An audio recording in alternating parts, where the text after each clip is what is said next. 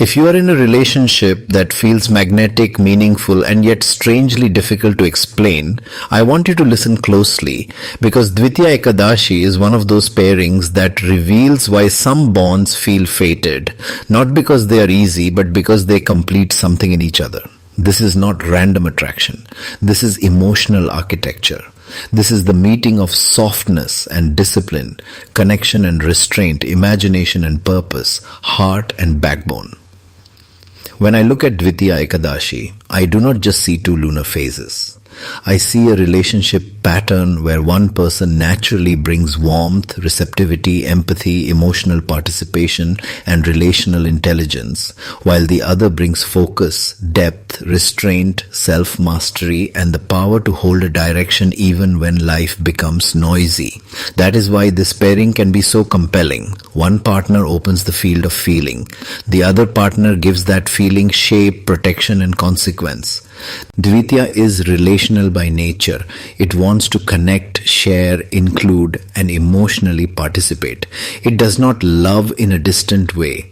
It loves by entering your world. It loves by responding, by caring, by imagining with you, by feeling with you, and sometimes by carrying more emotional atmosphere than it knows what to do with.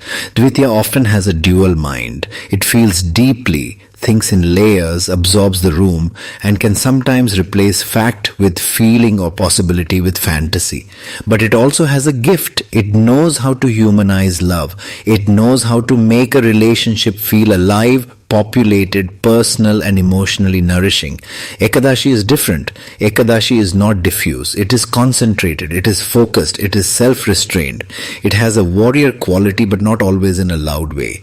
It can work through silence, control, discipline, effort, and sacrifice. Ekadashi often loves through commitment, through action, through research, through protection, through standards, and through the refusal to waste life force on what does not matter. This is a Tithi that can become overworked, overly controlled, or emotionally severe if it is not balanced. But it also carries enormous strength. It can transform itself, and in doing so, it can transform the relationship. Now here is why the pairing works so powerfully. Dvitiya softens Ekadashi without weakening it. Ekadashi strengthens Dvitiya without hardening it. That is the secret. Dvitiya says, let us feel this fully. Ekadashi says, let us hold this properly. Dvitiya says, let us connect. Ekadashi says, let us commit. Dvitiya says, let us share our inner world. Ekadashi says, let us build something that can survive the world. That is why this pairing is not merely romantic. It is structurally intimate. It creates the possibility that love becomes both emotionally alive and psychologically durable. If you are the Dvitiya person in this connection, you often bring tenderness, creativity, empathy, audience awareness, and relational intelligence. You are likely the one who can sense shifts in mood, meaning, and emotional temperature before words are even spoken. You may want love to feel responsive. You may need the relationship to feel emotionally inhabited, not just technically intact. You may dislike coldness, indifference, emotional withholding, or a bond that becomes too functional and forgets the soul of connection. And yes, you may sometimes feel too much, imagine too much, or become vulnerable to your own moods.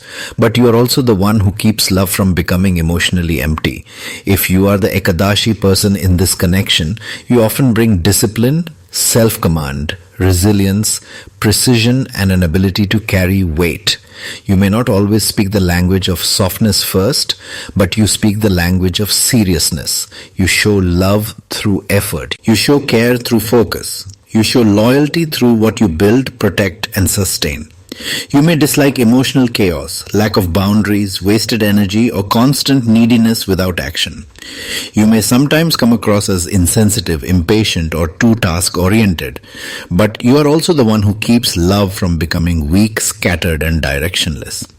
Now notice the beauty here. The Dvitiya person often feels that the Ekadashi person has gravity. There is strength there. There is command there. There is inward force there. The Ekadashi person often feels that the Dvitiya person has warmth. There is emotional intelligence there. There is humanity there. There is softness there. So each sees in the other something they themselves need more of. This is why the attraction can go beyond chemistry. It becomes deeply regulating. Dvitiya can feel safer because Ekadashi is not flimsy. Ekadashi can feel more emotionally nourished because Dvitiya is not dry. And when those two experiences happen together, intimacy stops being only passion and becomes medicine.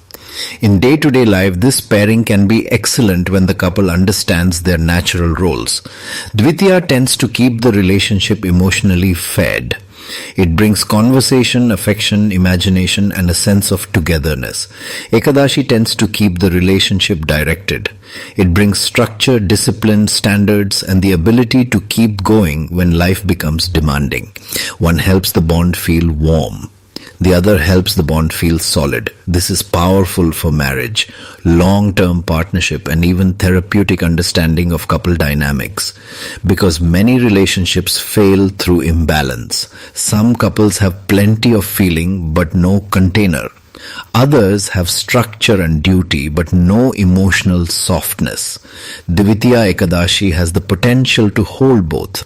That is why it stands out. But let me be honest with you, this pairing does not work automatically. Its strength becomes visible only when both people mature. Dvitiya must learn that emotional sensitivity is not enough. Feeling deeply does not replace clarity, boundaries, or steadiness. If Dvitiya becomes too impressionable, too fantasy-driven, too validation-seeking, or too reactive, then Ekadashi will start to feel burdened. The disciplined partner will feel that they are carrying the whole spine of the relationship. That creates resentment. Ekadashi must learn that discipline is not enough. Commitment without tenderness can become emotional austerity.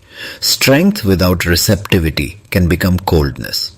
If Ekadashi becomes too controlled, too severe, too impatient, too self-denying, or too focused on function over feeling, then Dvitiya will start to feel unseen. The softer partner will feel that love has become efficient but not intimate. That creates loneliness. So the growth path is clear. Dvitiya must become more grounded. Ekadashi must become more emotionally available. Dvitiya must not drown in feeling. Ekadashi must not starve feeling. Dvitiya must learn containment.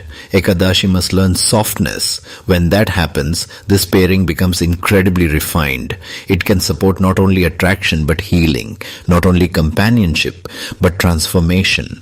In intimate life, this combination can be especially strong because it blends emotional receptivity with focused intensity. Dvitiya wants the experience of mutuality.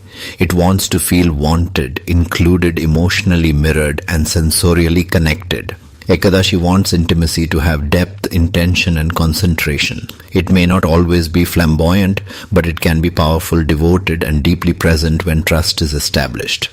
So one partner brings the warmth of emotional entry, the other brings the force of emotional depth. One invites, the other penetrates, one opens the heart space, the other anchors it. That can create a bond that feels not only loving but meaningful. And that matters because many people do not merely want a partner, they want a connection that changes them. For lovers, this pairing teaches that love grows when softness respects strength and strength protects softness. For marriage counselors, this pairing teaches that the presenting issue may not be incompatibility at all. It may be a mismatch in emotional language. One partner may be asking for participation while the other is offering protection. One may be expressing care through feeling while the other expresses care through effort. Unless that difference is named, both may feel unappreciated. For relationship coaches and counselors, this pairing is a reminder that emotional compatibility is not sameness of personality, it is complementarity of regulation. It is the question of whether two people can create safety, desire, meaning, and continuity together. So if you are in a Dvitiya Ekadashi bond, do not reduce it to simple labels. This is not just sensitive person meets disciplined person. This is a deeper polarity. This is emotional flow meeting emotional continuity. containment. This is empathy meeting purpose. This is tenderness meeting strength. And when both people understand the gift and burden of their own nature, this can become one of the most effective pairings for deep intimacy. You do not need a perfect partner. You need a partner whose emotional body knows how to meet yours without collapsing it or starving it. That is the promise of Dvitiya Ekadashi at its highest expression. If you want me to read your intimacy pattern in depth, or if you want a real compatibility reading that goes far beyond surface attraction and shows you how your emotional bodies actually bond, book your intimacy reading and compatibility reading with me at astrovagmi.com. If this spoke to you, stay with me, because the right relationship is not only about who attracts you. It is about who helps your heart become stronger, softer, and more complete. And if you have been confused by mixed signals, repeating patterns, emotional distance, or intense attraction that never settles into trust, this is where astrological intimacy work can change everything for you in a precise, personal, and useful way.